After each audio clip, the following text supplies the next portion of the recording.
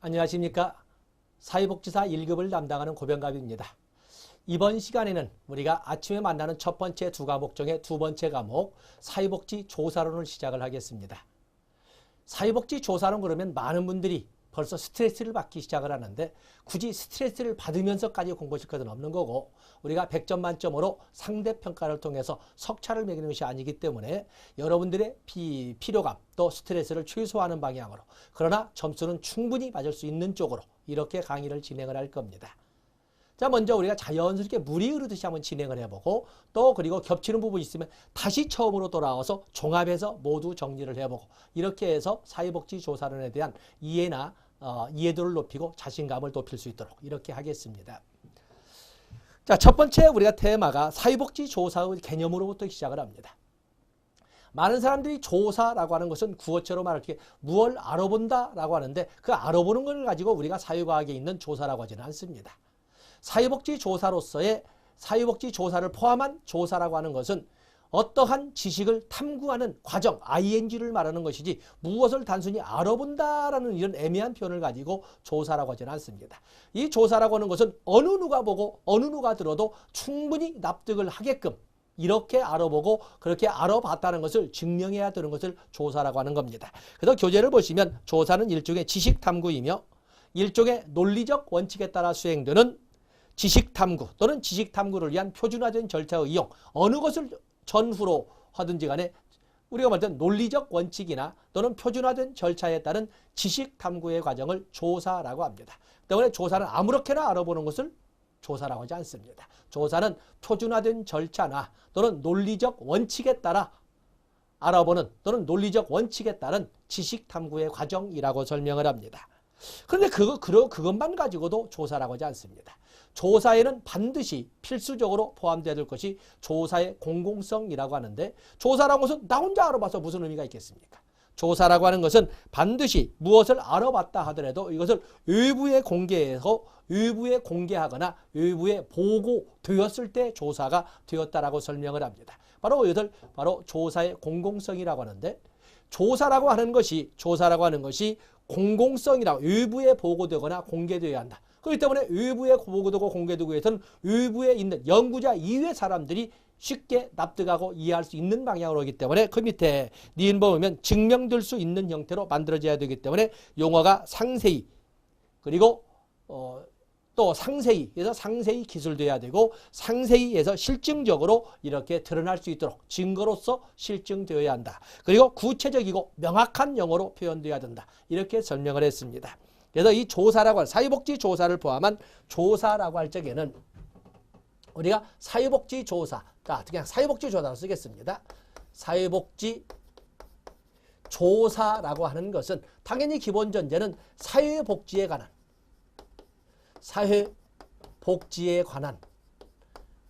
이렇게 쓰겠죠. 사회복지에 관한 논리적 원칙에 따른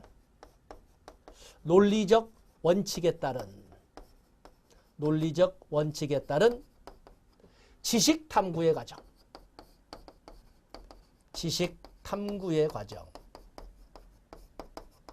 또는 표준화된 절차에 따른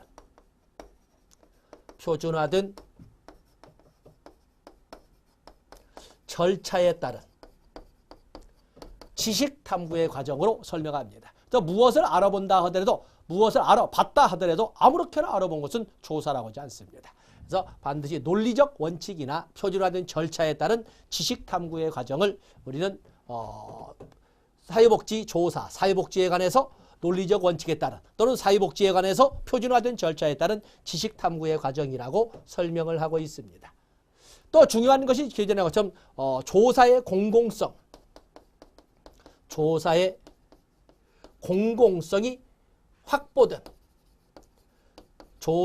공공성이 확보된 지식 탐구의 과정이라고도 설명할 수가 있습니다. 말하자면 조사의 공공성이라는 것은 외부에 보고되고 공개될 수 있는 지식 탐구의 과정을 말합니다. 무엇을 알아봤다 하고 아무리 표준화된 절차나 논리적 원칙에 따라서 어떤 지식을 탐구했다라고 하더라도 그것이 사회성, 윤리성 또는 법률 적합성 이런 것에 적합되지 못한다면 그건 조사라고 할 수가 없죠. 그래서 논리적 원칙이나 표준화된 절차를 따라야 된다. 지식 탐구의 과정이어야 된다. 사회성, 윤리성이 말하자면 보장될 수 있는 조사의 공공성을 확보해야 된다. 그렇기 때문에 바로 이러한 조사의 공공성이 확보되기 위해서는 그야말로 증거로서 실증되어야 하고 또 그러면 논리적이고 구체적인 이런 명확한 용어로 명확하고 구체적인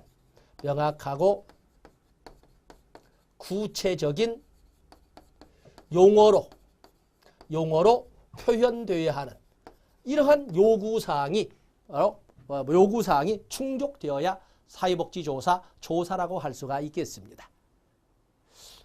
그 다음에 그 밑에 보시면 사회복지조사의 정의가 있는 건지 같이 설명하시면 되겠고 다음에 사회복지조사의 단계는 학자들마다 여러 단계로 설명을 하는데 이 사회복지조사의 단계라고는 보통 제 교재에서는 6개의 단계로 설명을 했습니다. 여러분들도 사실은 똑같은 이런 조사의 단계를 설명하고 있는데 자 한번 생각해 보세요. 뭔가 내가 사회복지를 전공해서 사회복지 시설 또는 기관이나 또는 사회복지 전담 공무원이라는 공직에 들어가야 되겠는데 이걸 어떻게 하지? 어떠한 이 취업에 관련된 문제가 이렇게 인식이 되었다면 그 취업에 대한 인식, 문제를 가지고 여러 개의 가설을 설정해 볼 거예요. 내가 만약에 사회복지사 1급이 된다면 내가 만약에 현재 2급의 입장에서 그냥 취업을 한다면 내가 만약에 공직의 뜻을 두고 공무원 준비를 시작한다면 여러 개의 가설이 설정이 될 거예요. 그리고 나서 각각의 가설마다 그 가설을 입증하기 위한 자료 수집의 각본을 계획을 짜게 되는데 그걸 조사 설계라고 합니다. 그리고 그 조사 설계대로 각각의 가설을 입증하기 위한 자료를 수집하게 될 겁니다. 그리고 나서 수집된 자료에 대한 분석 절차를 거치게 됩니다. 그래서 수집된 자료의 분석 그리고 분석의 결과를 외부에 공개, 보고라고 하던 공개라고 하던 바로 보고서가 작성이 될 겁니다. 바로 이런 식으로 실질적으로 여러분들은 그렇게 하지 않았습니까? 바로 그 절차를 그대로 사회복지조사에서 사용하게 됩니다. 한번 적어보겠어요. 사회복지조사의 단계. 뒤에서 다시 한번 쓰겠습니다. 사회복지조사의 단계. 단계라고 이렇게 설명. 첫 번째 단계는 어떤 문제가 인식되거나 또는 주제가 선정이 된다면 이 문제나 주제에 대한 다양한 여러 개의 나중에 가설에 설명하겠지만 복수의 가설이 설정이 될 거예요. 내가 만약 윤복철 같은요 이렇게 해서 주제에 대한 가설을 설정하게 될 거예요. 가설을 설정합니다. 그리고 세 번째 단계에서 가설을 검증하기 위한 사전 각본, 가설을 검증하기 위한 여러 자료도 수집해야 되고 그 수집할 수 있는 곳이 어딘지에 대한 분석도 해야 되고 가설을 검증하기 위한 사전 각본을 짜게 되는데 그것을 우리는 조사 설계라고 합니다. 조사 설계. 그리고 나서 이 사전 각본이라고 할 수 있는 조사 설계 입각에서 자료를 수집하게 될 겁니다. 그리고 나서 수집된 자료에 대한 분석,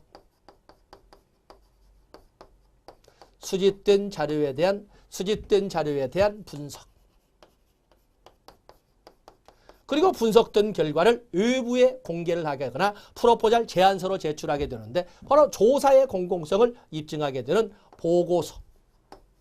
바로 보고서 작성이라고는 마지막 조사의 공공성의 절차, 보고서 작성이 이렇게 6번째 절차가 이렇게 될 겁니다. 자, 우리가 보면 어떤 문제를 인식했다거나 그 인식된 문제에 대해서 만약이라고는 if란 단어를 붙여서 내가 이렇게 한다면 앞으로 이렇게 되지 않을까?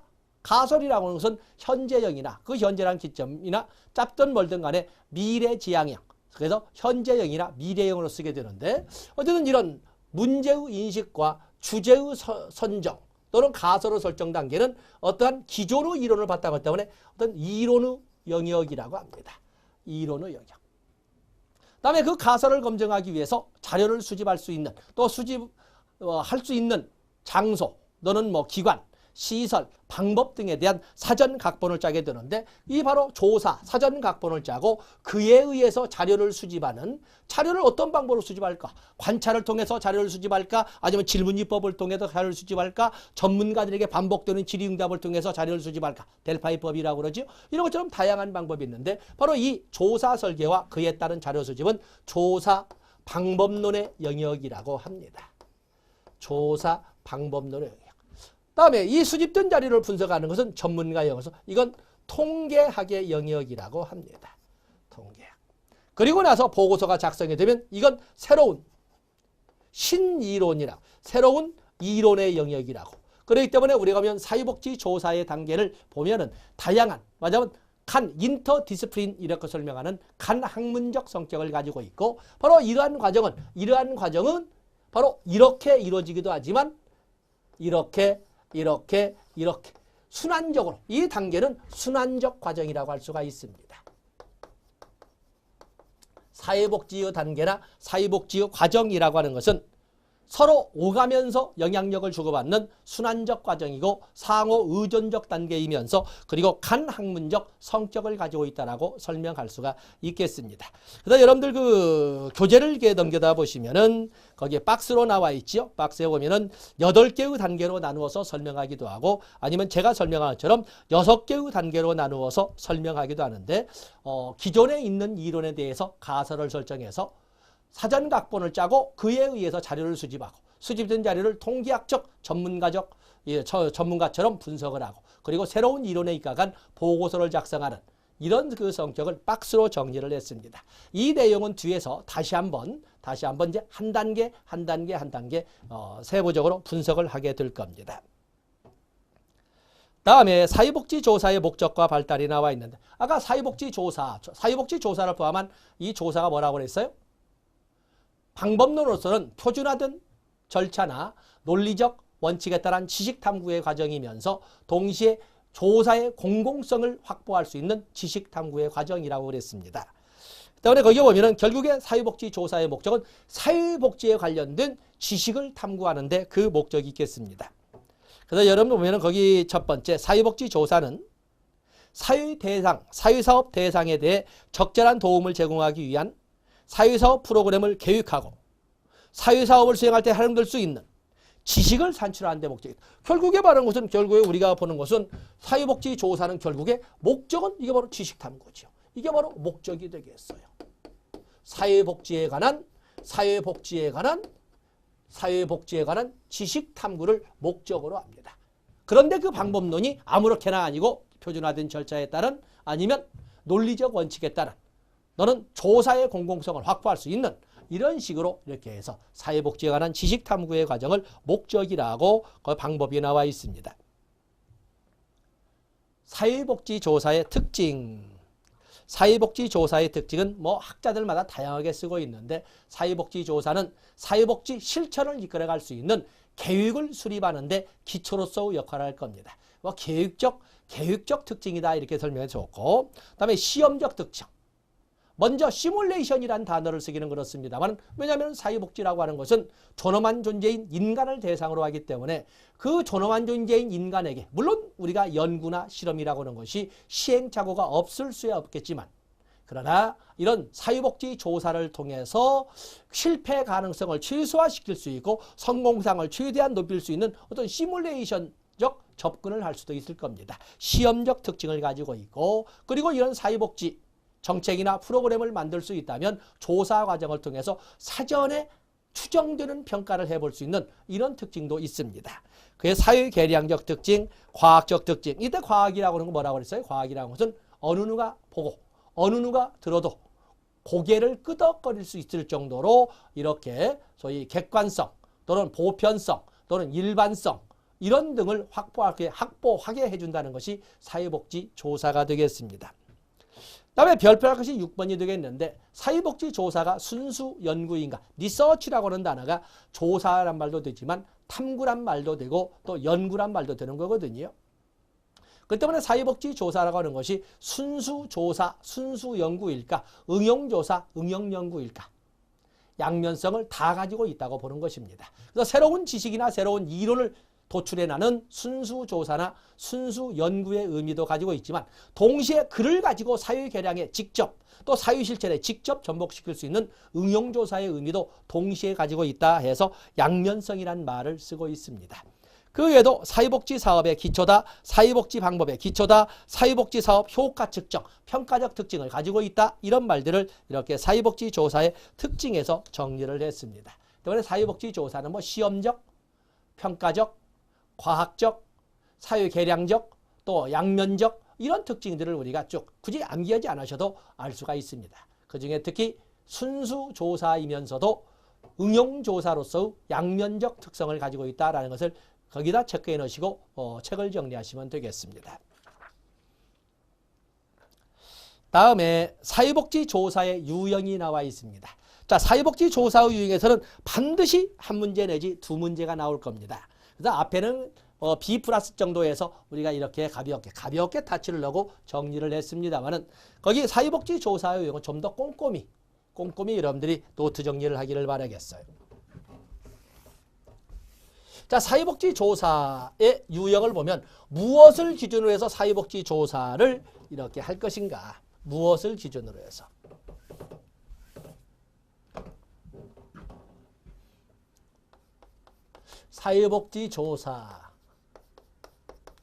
사회복지조사의 유형을 이렇게 보시면 첫 번째 목적을 가지고 목적을 기준으로 해서 우리가 기술적 조사, 설명적 조사, 탐색적 조사로 이렇게 설명할 수가 있습니다.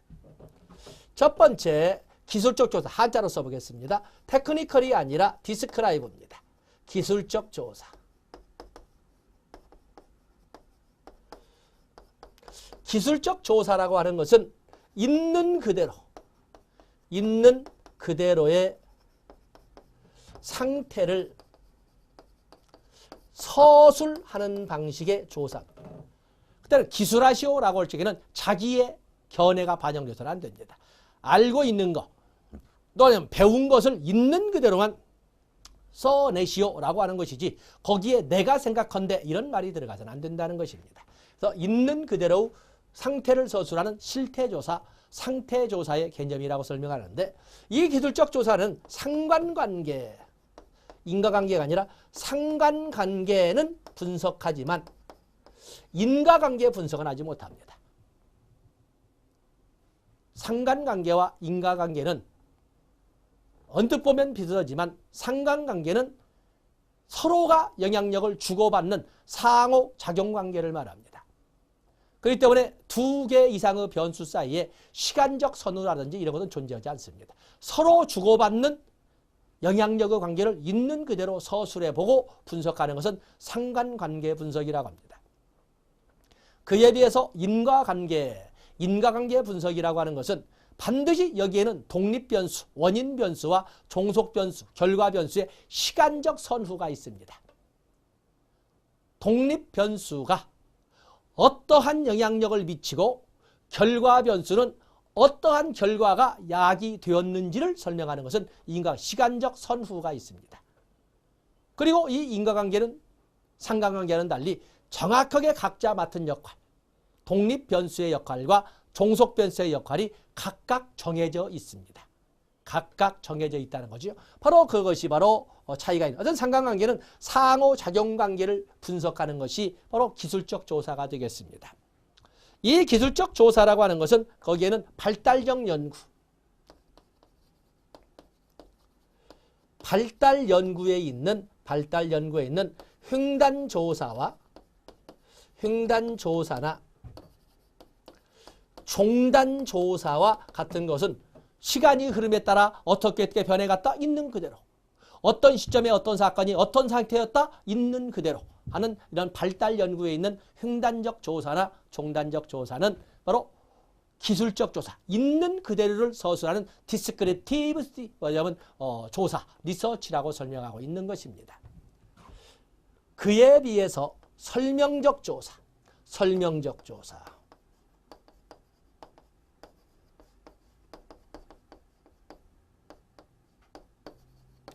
설명적 조사라고 하는 것은 이것은 있는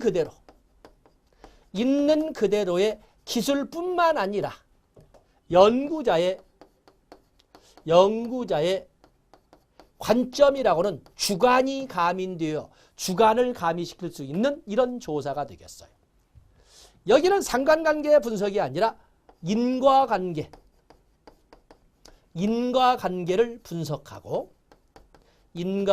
분석하고 그리고 미래를 예측해보는 이런 연구를 우리는 설명적 조사라고 합니다. 세상에 존재하는 모든 것은 하나의 시스템으로 체계로서 외부 환경과 상호작용을 하느냐 아니냐, 외부 환경과의 상호작용성이 있느냐 없느냐를 가지고 우리는 있으면 개방체계, 없으면 폐쇄체계라고 합니다. 폐쇄체계라고 하는 것은 아주 이론적으로나 존재한다고 볼 수 있는 것처럼 우리가 보면 우주의 빛 입자를 연구하기 위해서 우리나라도 해발인 지하로 270, 300m 가까운 땅을 수직갱을 파가지고 거기에서 빛의 입자를 연구하는 그야말로 진정 어둠도 그런 어둠이 없을 정도로 칠흑 같은 어둠을 인위적으로 만들어 놓고 하는데도 그 지하 그 300m 가까운 그 갱에도 그 암흑 칠흑 같은 어둠 속에도 빛의 입자가 발견된다고 합니다. 그런 것처럼 우리가 환경과의 상호작용이 없다라고 설명하는 폐쇄체계는 이론적으로만 존재한다고 볼 수가 있습니다. 그러면 세상에 존재하는 모든 체계의 이 활동 또는 유동성이라고 하는 것은 결국에 환경과의 상호작용, 환경으로 어떤 무수한 변인의 영향을 받아서 어떤 그 결과물을 만들어내는데 도대체 무엇 때문에 이 결과가 나타나는지, 우리가 결과를 종속변수라고 합니다. 무엇 때문에 이 결과가 나타나는지를 많은 학자들은 어떠한 하나의 독립변수만을 가지고 연구해서 실험실 보고서를 내게 되는 거거든요. 근데 실질적으로는 하나의 변수만의 영향으로 이러한 결과가 나왔다고 하는 것은 이론적으로 그렇게 가정할 뿐이에요. 사실은 다른 변수에 의해서 이 결과가 나올 수도 있는 거거든요. 이 결과가 나온 데는 이것도 주된 역할을 했지만 다른 것의 주된 역할도 가미를 시켜야 되는데 그런 것은 다 배제하고 독립변수의 영향력만을 가지고 가는 것은 사실은 이론적 인간의 욕심이라고 설명할 수가 있습니다. 자, 이것 인과관계, 이 무엇이 원인이냐를 따지는 것은 그 연구자의 주관인 거거든요. 이것을 우리는 진단적 연구라고 합니다. 진단적 연구. 그리고 현재의 이러한 변화가 나중에 세월이 흘러 먼 훗날 어떠한 변화가 나타날지를 보고서를 써내는 것은 그 사람의 주관일 뿐입니다. 그 변화가 물론 우리가 마르코프 분석이라든지 이런 확률적 분석에 의해서 지금까지 이러한 변화는 어떠한 세월이 지나면 어떠한 변화를 거쳐서 어떻게 변해가니까 앞으로도 그렇게 변할 거야. 확률적으로 접근하는 방법도 없지 않아 있지만 그러나 꼭 그렇게 변한다고 말할 수는 없습니다. 인간 세상에는 반드시 필연적으로 절대적으로 이런 말 못 쓰는 거거든요. 그래서 미래를 예측하는 것도 연구자의 관점에서 볼 때 그런 미래를 예측하는 거예요. 이것도 역시 주관성이 반영이 되어 있는데 이 주관성이 반영되어 있죠. 바로 이거 미래 예측적 연구라고 합니다. 예측적 연구. 바로 이런 진단 연구나 예측 연구와 같은 것은 있는 그대로의 사실에다가 연구자의 주관적 관점이 반영된 보고서도 제출되기 때문에 이걸 설명적 조사라고 설명하고 있는 것입니다. 거기 보시면 설명적 조사 보면은 한 현상과 다른 현상과의 관계 또는 독립변수와 종속변수와의 관계를 정립하는 것과 설명적 탐구를 목적으로 한 걸로 왜에 대한 해답을 제공하는 조사. 왜에 해당하는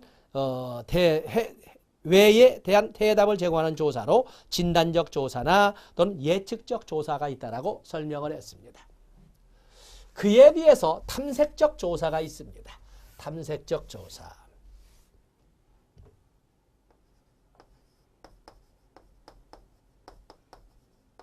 탐색적 조사는 말 그대로 파이로트죠. 파이로트. 조사 대상에 대한 정보가 거의 주어져 있지 않을 때 조사 대상 관련 정보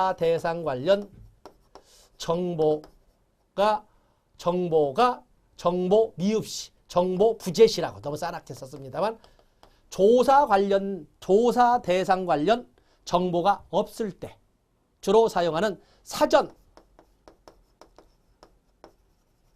예비조사의 성격을 갖는 것이 탐색적 조사가 되겠어요. 그렇기 때문에 이 탐색적 조사는 어떠한 주어진 정보도 사실상 없고, 그렇기 때문에 다방면을 가지고 다각적 접촉을 통해서 사전 예비조사를 하는데, 여기는 융통성이나 융통성 또는 수정 가능성을 그 어떤 기술적 조사나 설명적 조사보다는 훨씬 더 크다는 것. 여기는 적어도 기술적 조사나 설명적 조사라고 하는 것은 여러분 알다시피 어떠한 조사 대상이 드러나 있잖아요. 그렇기 때문에 있는 그대로라도 접근할 수가 있습니다.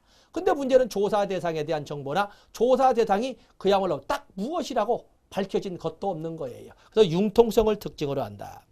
무엇을 통해서 이렇게 융통성을 발휘하면서 수정 가능성을 발휘하면서 할 수 있느냐라고 할 적에, 그건 문헌 연구도 있고, 파일럿 문헌 연구도 있고, 문헌 조사도 있고, 또는 유사하다고 생각할 수 있는 비슷한 사례를 가지고 연구하는 특례 조사도 있고, 또 그러면 그와 관련된 영역에 있을 것으로 보여지는 전문가를 통해서 자료를 수집하는 전문가 조사도 있습니다. 그래서 보통 목적을 가지고 우리가 연구를 해보면, 목적을 가지고 연구를 해본다면 이렇게 기술적 조사, 설명적 조사, 또 그리고 탐색적 조사로 설명해 볼 수가 있는 것입니다. 그래서 거기 보면 전문가 조사를 경험자 조사라고 이렇게 쓰기도 해서 페이지 넘겨서 전문가 조사란 말을 가로 안에 넣습니다. 다음에 우리가 설명할 수 있는 것이, 또 어쩌면 이 앞에보다 더 중요하다고 볼 수 있는 것이, 이 앞에서 중요한 것이 바로 여기에는 시간의 개념을 가지고, 시간의 개념을 가지고 사회복지 조사를 유형화할 수가 있습니다. 시간의 개념을 가지고 설명해 본다면 여기에는 횡단적 조사와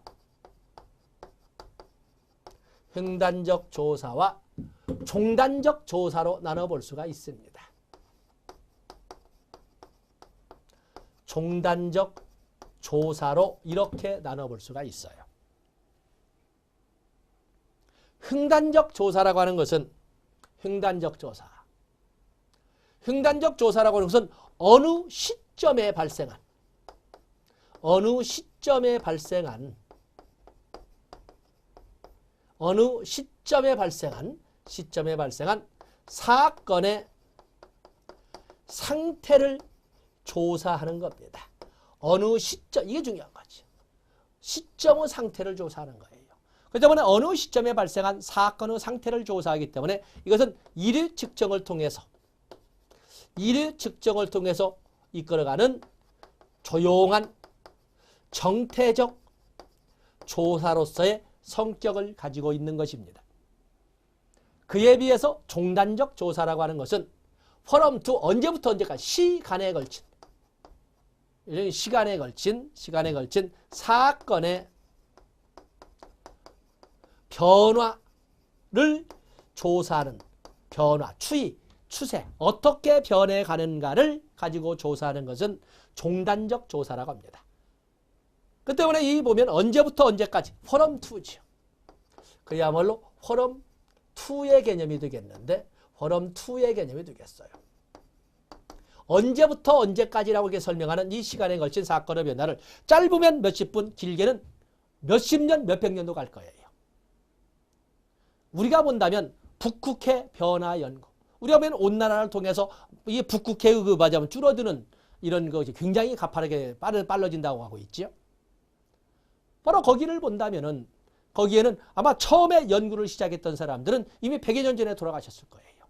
그 후에 후배들이, 제자들이, 후배들이, 제자들이 해서 지금 꾸준히 앞으로도 계속 그 연구는 현재 연구진들이 사망을 한다 하더라도 그 다음 제자들이 대를 이어서 연구를 하게 될 거예요. 이런 것처럼 반복 측정을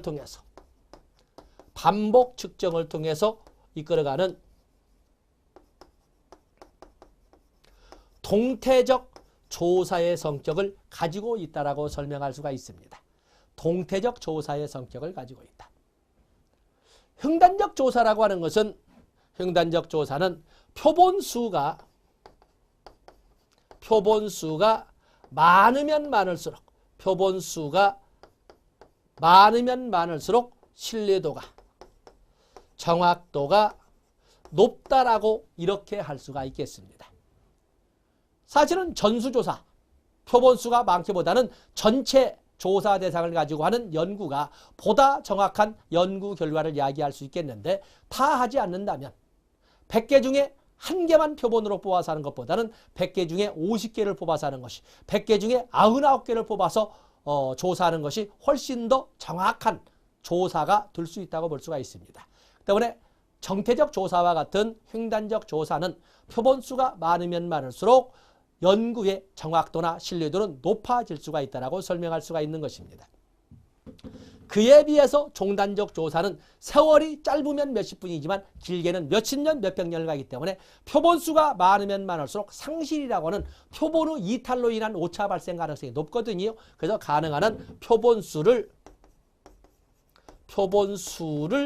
적게 만들어서 반복을 하게 되는 겁니다. 적게 만들어서 반복을 하는 특징. 그래야 신뢰도가 높아질 수 있다고 합니다.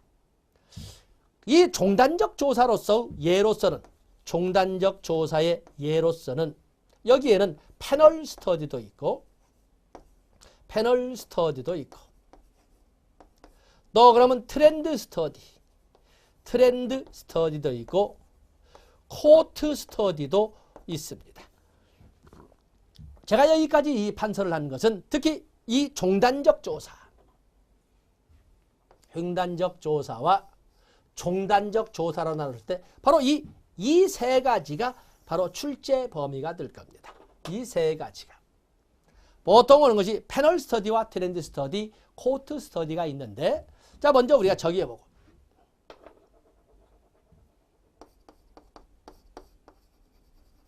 패널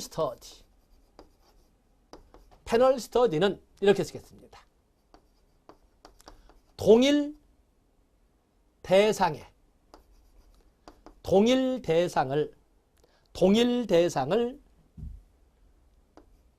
반복 측정함으로써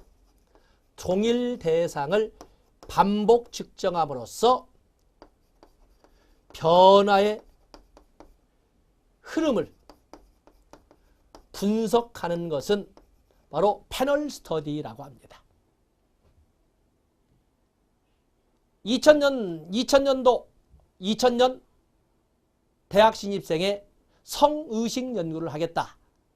그러면 2000년 대학 신입생 중에 표본으로 2000명을 뽑아서 걔네들이 대학 신입생 있던 때의 성의식, 2년 단위로 한다면 3학년이 되었을 때의 성의식, 졸업한 해에 있었던 성의식, 30살이 되었을 때의 성의식, 40살이 되었을 때의 성의식, 55살이 되었을 때의 성의식, 소위 2000년 대학 신입생의 성의식은 표본을 가지고 오지만 동일 표본을 가지고 늙어 죽을 때까지 추적해서 반복조사해서 어떻게 변화의 흐름을 보이는가를 연구하는 것은 패널 스터디라고 합니다. 핵심 단어는 바로 이 동일이죠. 동일, 반복. 동일 대상을 꾸준히 추적조사하는 거죠. 동일 대상을 추적조사하는 겁니다.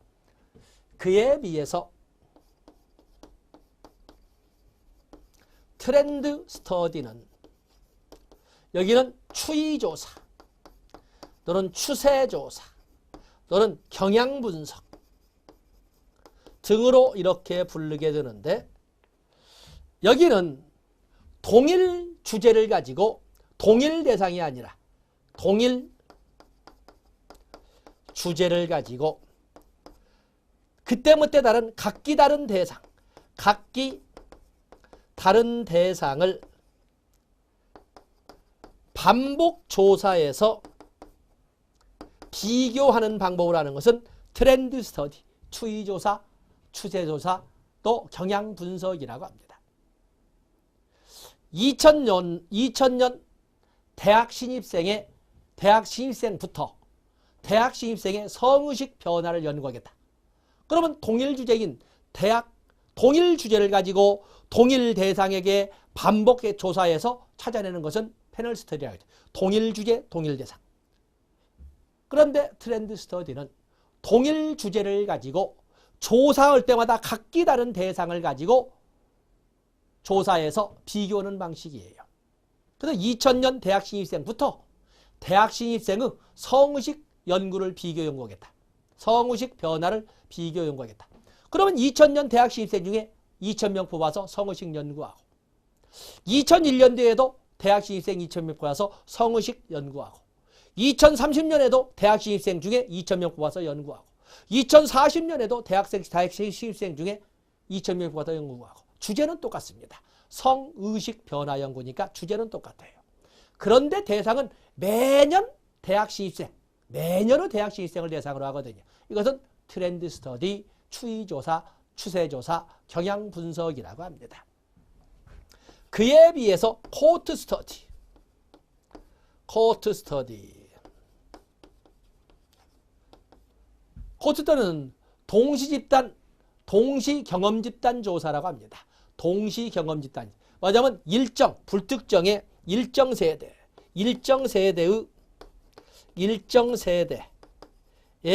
불특정 다수, 일정 세대의 불특정 다수를 불특정입니다. 불특정 다수를 반복 측정해서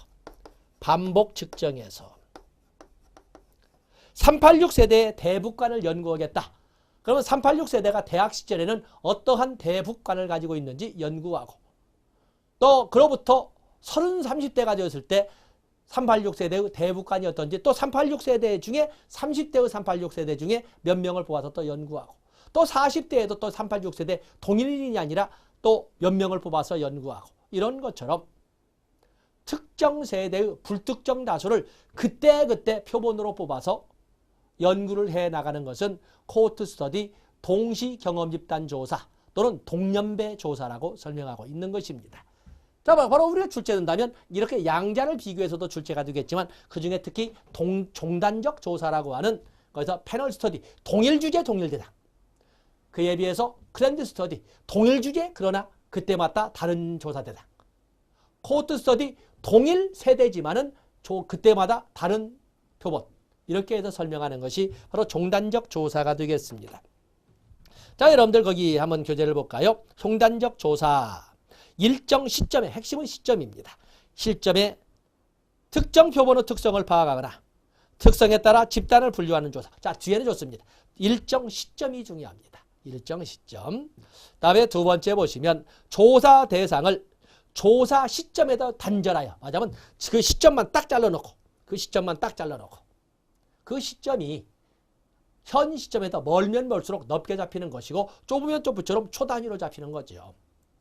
그 때문에 먼 세계 3세기에는 아니면 춘추 전국시대에는 이렇게 과거로 가거나 미래로 현 시점에도 멀리 떨어질수록 그 시점이라는 것은 그 범위가 넓습니다. 자, 그러면 어쨌든 조사 시점에서 절단하여 그 안에 작용하는 모든 변수를 기술하고 변수들 간의 관계를 주로 조사하는 연구를 횡단적 조사라고 한다. 4번에 정태적 조사로서 측정이 반복되지 않는다. 일회 측정을 통해서 이끌어가는 주로 일회 측정을 통해서 이끌어가는 정태적 조사이다. 주로 표본 조사를 통해서 하는데 표본 수가 많으면 많을수록 신뢰도나 정확도가 높다라고 할 수 있다 해서 문장을 이렇게 적었습니다. 다음에 종단적 조사. 롱기튜디얼 이렇게 나와 있는데 시간의 흐름, 그게 중요하죠. 시간의 흐름에 따라 상황 변화를 측정하는 것으로 둘째 줄 반복 측정을 통해서 자료를 수집하는 방법이다. 그렇기 때문에 3번에 보면 조사 대상을 수개월 또는 수년에 걸쳐서 연속적으로 조사하여 전개 과정을 다시 말해서 변화 과정을 묘사하는 조사로 4번에 동체적 성격의 조사이고 그리고 일정 시간 간격을 통해서 반복 측정을 한다. 그 유사한 걸로써 벌어지는 반복 측정을 한다. 그렇기 때문에 가능한 한 그 세월의 흐름에 이탈이 있을 수가 있으니까 표본수가 크면은 안 된다. 표본수가 작으면 작을수록 이탈도가 적어서 신뢰도를 확보할 수 있다. 종단적 조사의 유형으로서는 패널 조사, 추이 조사, 동년배 조사. 자, 그걸 가지고 우리가 노트 정리를 한 겁니다. 거기에 패널 조사 보면 동일 주제, 동일 응답자. 그게 중요하지.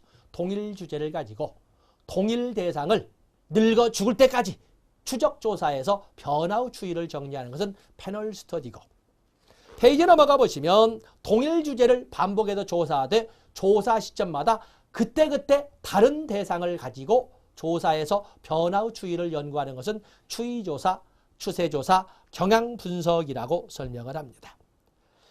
그에 의해서 토호트 스터디라는 동년배 조사라고 하는 것은 특정 세대의 불특정 다수를 추적 조사해서 변화를 알아보는 것을 바로 동년배 조사, 동시 집단 연구 또는 동시 경험 집단 조사라고 이렇게 표현을 합니다. 그래서 우리가 보고 다음에 거기 양적 조사와 질적 조사가 나와 있습니다. 양적 조사와 질적 조사. 뭐 여러분 알다시피 조사의 결과를 수량화할 수 있으면 양적 조사. 그에 비해서 조사 결과에 대한 수량화가 불가능할 때에는 질적 조사를 합니다.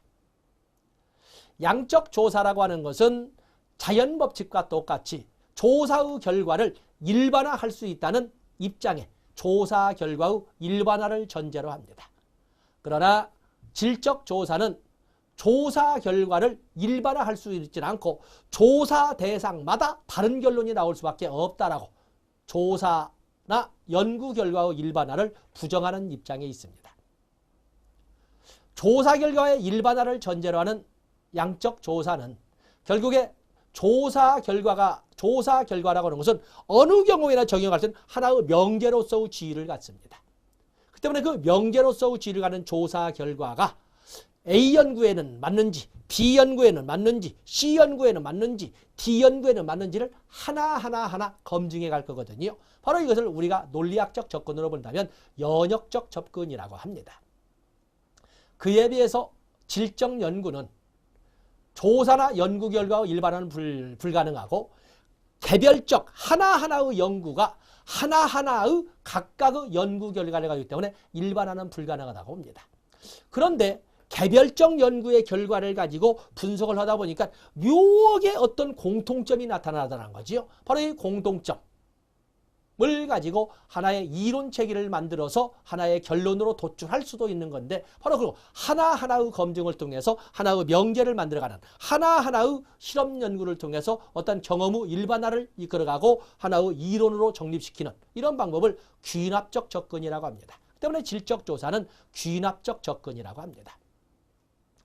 양적 조사, 양적 연구라고 하는 것은 결국에 하나의 명제처럼 모든 연구에 똑같이 적용을 둔 하나의 명제를 누구나 알아볼 수 있도록 이렇게 수량화하는 점에서 연구가 맞나 틀리냐 하는 것은 연구자가 아닌 밖에 사람들이 맞냐 틀리냐를 따지게 될 겁니다. 맞냐 틀리냐. 그 때문에 그것은 에틱적 접근이라고 합니다. 의부자 관점이라고 하는 거죠. 그에 비해서 질적 연구는 그 연구가 옳은지 그른지를 결정하는 것은 연구자 말고는 알 사람이 없는 거예요. 내부자 접근, 임익적 접근이라고 이렇게 하는 것입니다. 자, 그런 말들을 문장을 쭉 적었는데 한번 판서를 해보겠습니다.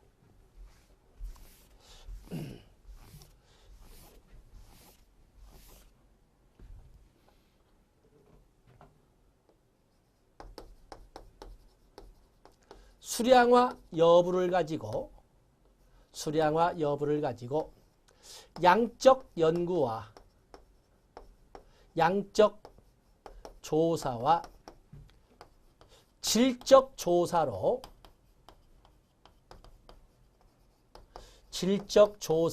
이렇게 알아볼 수가 있습니다. 양적 조사라고 하는 것은 연구 결과의 수량화, 연구 결과의 수량화가 가능한 조사나 연구는 양적 조사라 하고 질적 조사는 수량화, 연구 결과의 서술이지요. 연구 결과의 서술밖에 안 되는 것은 질적 조사, 수량화가 안 되는 겁니다. 양적 조사라고 하는 것은 연구 결과의 일반화를 가정합니다. 연구 결과는 어떠한 경우에도 같이 사용할 수 있다고 합니다.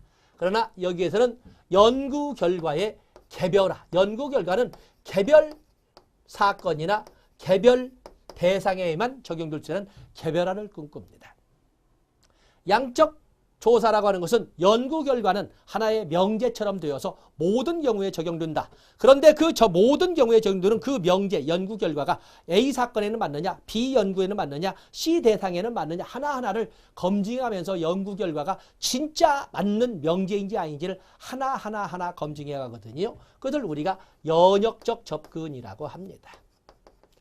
연역적 접근이라고 하지요. 그에 비해서 질적 조사라고 하는 것은 하나하나 연구 결과는 오직 그 대상에게만 적용되지 다른 대상에게는 무관하게 될 수밖에 없는 질적 연구는 하나하나의 연구 결과를 가지고 접근을 하게 되고 그걸 종합적으로 연구하다 보니까 어떤 공통점이 나와서 그를 바탕으로 새로운 이론을 만들어내는 하나하나의 관찰이나 연구나 실험을 통해서 경험의 일반화를 이끌어가고 그리고 그걸 가지고 연구 결론을 내린다면 그것은 귀납적 접근이라고 합니다. 귀납적 접근이라고 하죠. 이 양적 조사라고 하는 것은 그 연구 결과가 맞는지 안 맞는지는 연구자는 연구를 했을 뿐이지 옳은지 그른지는 하나의 사건 사안마다 적용해봐서 연역적 접근을 통해서 그래서 맞기는 맞네. 오 맞아. 나중에 가서야 옳고 그름이 증명될 거거든요. 바로 그것을 의부자 관점, 연구자가 옳다 그르다를 따지는 것이 아니라 연구자가 아닌 자들에 의해서 옳고 그름이 결정이 된다 해서 이걸 의부자 관점, 에틱적 접근이라고 합니다. 에틱적 접근.